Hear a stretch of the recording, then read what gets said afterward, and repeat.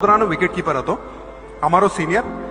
એ લગભગ 70 મેચીસ રણજી ટ્રોફીમાં લગભગ 70 મેચીસ બહાર બેસેલો છે. ગૂગલ કરશો તો ઓળખી જશો. એનું નામ છે મિલાપ મેવાડા.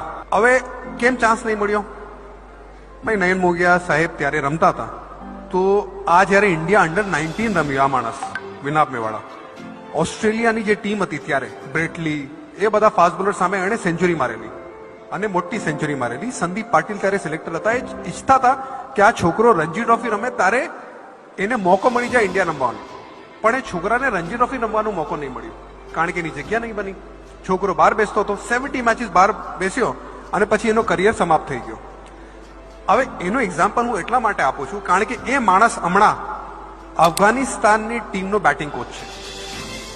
એ બહુ મોટી વાત છે. ગુજરાતનો છે, વડોદરાનો છે અને અફઘાનિસ્તાનની ટીમનો હમણાં જે તમે ગ્રોથ જોયો છે બેટિંગમાં, એનું બહુ મોટો શ્રેય માણસને જાય છે કારણ કે છેલ્લા 1 વર્ષથી એમની જોડે મહેનત કરે છે.